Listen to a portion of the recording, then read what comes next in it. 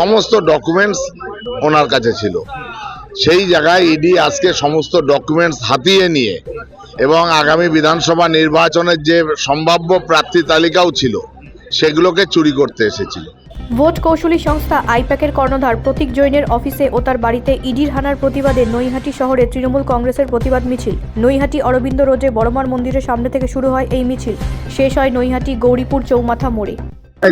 জানেন যে আমাদের দলের অথরাইজ করা এজেন্সি আইপ্যাক, ইন্ডিয়ান পলিটিক্যাল, তাদেরকে যে দায়িত্ব দেওয়া হয়েছিল নির্বাচনী রণকৌশল তারা তৈরি করে এবং আগামী দিনে আমাদের যে কর্মসূচি আছে এবং যে কর্মসূচি এখন চলছে সমস্ত ডকুমেন্টস ওনার কাছে ছিল। সেই জায়গায় ইডি আজকে সমস্ত ডকুমেন্টস হাতিয়ে নিয়ে এবং আগামী বিধানসভা নির্বাচনের যে সম্ভাব্য প্রার্থী তালিকাও ছিল সেগুলোকে চুরি করতে এসেছিল। এর প্রতিবাদে আজকের এই আমাদের প্রতিবাদ মিছিল, যে কেন দলের তথ্য ইডি এইভাবে চুরি করে নিয়ে যাবে। অবশ্যই রাজনৈতিক উদ্দেশ্য প্রণোদিত এবং অত্যন্ত দায়িত্ব নিয়ে বলছি। প্রার্থী তালিকা তারা চেয়েছিল এই কারণেই যে আগামী দিন থেকেই যাদের যে সমস্ত প্রার্থীদের সম্ভাব্য প্রার্থী তালিকা ছিল তাদের বাড়িতে ইডি আবার হানা দেবে। এটা ওদের দলের পরিকল্পনা, বিজেপির অমিত শাহ, বিশেষ করে অমিত শাহের পরিকল্পনা। এটা তৃণমূলের সম্ভাব্য প্রার্থী যারা হবে তাদের বাড়িতে হানা দেওয়া, তাদেরকে ডিস্টার্ব করা।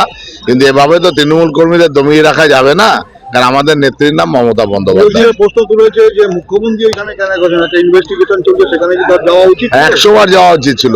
আমার তথ্য আমার দলের তথ্য কেউ চুরি করে নিয়ে যাবে, তা সেখানে যাবে না চোর আটকাতে? কিছুদিন আগে অমিত শাহ এসেছিলেন, তার কি ব্লুপ্রিন্ট? এটা অমিত শাহ ব্লুপ্রিন্ট করছে, টোটাল ব্লুপ্রিন্টটা তৈরি করে অমিত শাহ। নরেন্দ্র মোদী নির্দেশ দেয়, অমিত শাহ ব্লুপ্রিন্ট তৈরি করে, সেই ব্লুপ্রিন্ট অনুযায়ী কাজটা হয়। আমার দলের সমস্ত তথ্য, আগামী দিনের কর্মসূচি যা যা হবে সমস্ত ডকুমেন্টস ওখানে থাকে, সেইগুলোকে চুরি করে নিয়ে যাওয়া যায়। এগুলো নিয়ে বিজেপি পার্টি অফিসকে দিয়ে দেওয়া, যে তৃণমূলের আগামী দিনের এই পরিকল্পনা, সেটা বিজেপির হাতে তুলে দেওয়া, এটাই হচ্ছে মূল উদ্দেশ্য।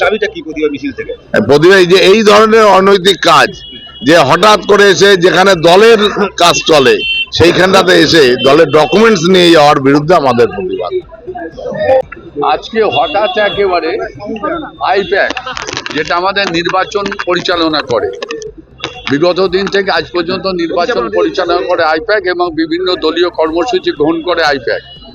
তাই স্বাভাবিকভাবে সেই আইপ্যাক অফিসে অগণতান্ত্রিকভাবে, বেআইনিভাবে কারুর তো পার্টি অফিস, কারুর নির্বাচন পরিচালনা অফিস হানা দিতে পারে না।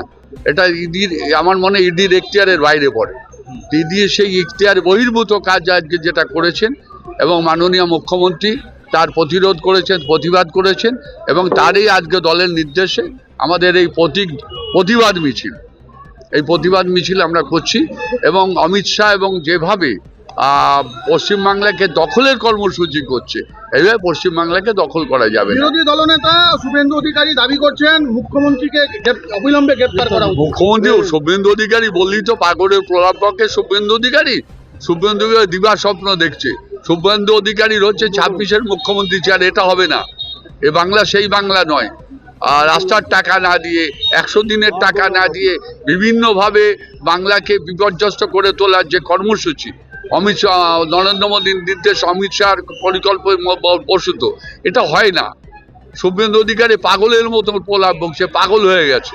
শুভেন্দু অধিকারী বাবা বলতো 80 বছরের ওপরে ঊর্ধ্বে বয়স, আমরা তাকে শ্রদ্ধা করতাম, কিন্তু এখন মনে হচ্ছে বার্ধক্যজনিত রোগে এমন একটা জায়গায় চলে গেছে, মানে উনিও পাগল হয়ে গেছে।